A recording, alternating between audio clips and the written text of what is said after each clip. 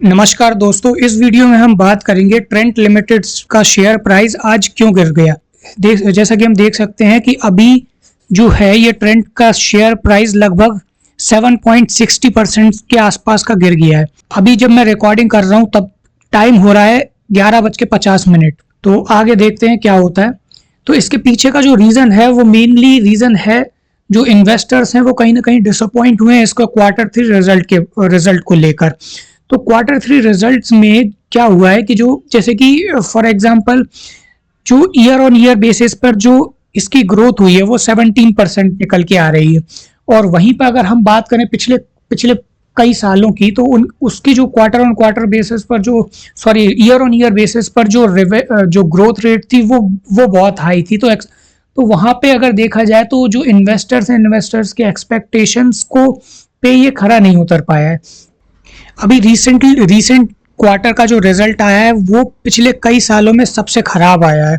तो वो भी कहीं ना कहीं इन्वेस्टर्स को थोड़ा सा इसके फ्यूचर परफॉर्मेंस को लेकर कहीं ना कहीं चिंता में डाल रहा है।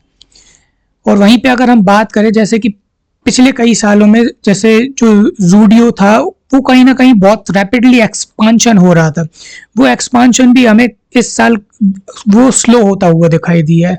टाटा ग्रुप की कंपनी होने के बाद भी ट्रेंट जो है वो निफ्टी 50 का 2025 में सबसे खराब परफॉर्मर रहा है। इसका पी रेशो की बात करें तो पी रेशो 90 के ऊपर चल रहा है। तो जहां भी देखा जाए तो इसकी जो वैल्यूएशन है, वैल्यूएशन आज के टाइम पे वो बहुत ज्यादा है। तो ये वैल्यूएशन के चलते भी कहीं ना कहीं इसे डाउनग्रेड किया जा रहा है। रिटेल डिमांड जो है वो भी कहीं ना कहीं कम हो रही है।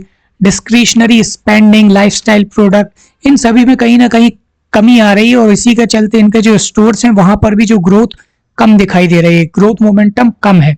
इन्होंने जो एक्सपांशन भी किए हैं, स्पेशली जो स्मॉलर टाउन्स में जो एक्सपांशन किए हैं वहां पर भी कहीं ना कहीं जो सेल्स ग्रोथ है वो धीमी दिखाई दी है, which raises concern over the profitability and long term efficiency.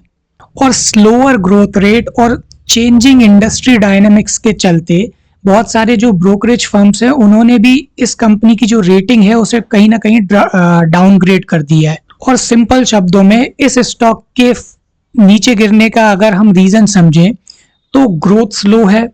Recently जो रिजल्ट आए हैं उन्होंने कहीं ना कहीं जो इन्वेस्टर के एक्सपेक्टेशंस थे उसको मीट नहीं किया है। इन्वेस्टर्स जो है कहीं ना कहीं इसे री रेटिंग कर रहे हैं और वीकर डिमांड के चलते।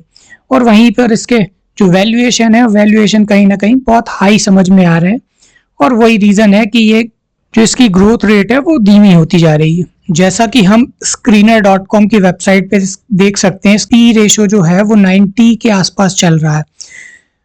और अगर हम इसका जो परफॉर्मेंस देखें, पास्ट 1 ईयर का परफॉर्मेंस देखें, तो ये जो चार्ट है वो कहीं ना कहीं ये डाउनग्रेड हो रहा है, कंप्लीटली नीचे नीचे जाता जा रहा है। अगर इस कंपनी की हम खूबियों की बात करें तो company has delivered a good profit growth of 67.2% CAGR over last 5 year. तो ये CAGR जो इसका कंपाउंडेड एनुअल ग्रोथ रेट 67.2% का था पिछले 5 सालों से, लेकिन अभी रिसेंटली ईयर ये 17% के आसपास हो गया। तो ये भी यही एक बहुत बड़ी चिंता की बात है। Company has a good return on equity track record.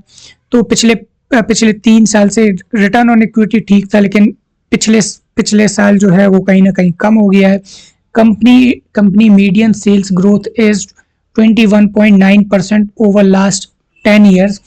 तो पिछले 10 सालों की जो मीडियन सेल्स ग्रोथ है वो 21.9% है। ये एक अच्छी बात है। Company's working capital requirement have reduced from 19 days to 14 days. तो ये भी एक अच्छी बात है। वहीं पे अगर इस कंपनी की कमी की बात कर लें तो stock is trading 25.8 times it's book value. तो भाई वही वैल्यूएशन वाला थोड़ा सा प्रॉब्लम है। बाकी कंपनी की सेल्स ग्रोथ की बात करें तो ईयर ऑन ईयर बेसिस पर सेल्स ग्रोथ भी अच्छी है। बाकी नेट प्रॉफिट की बात करें तो नेट प्रॉफिट भी अच्छा खासा है। बाकी प्रमोटर्स होल्डिंग इस कंपनी की 37% है। FII 24% थे 2022 में, अभी और कम हो गए हैं। FII, DII और पब्लिक के बाद बहुत सारा पैसा। तो ये आप कहीं ना कहीं शेयर होल्डिंग पैटर्न हम देख ही सकते हैं जो भी है। प्रोमोटर्स के पास बहुत कम शेयर होल्डिंग है, तो देख सकते हैं हम अभी। ठीक है, तो इस वीडियो में इतना ही, फिर मिलते हैं अगले वीडियो में, तब तक के लिए धन्यवाद।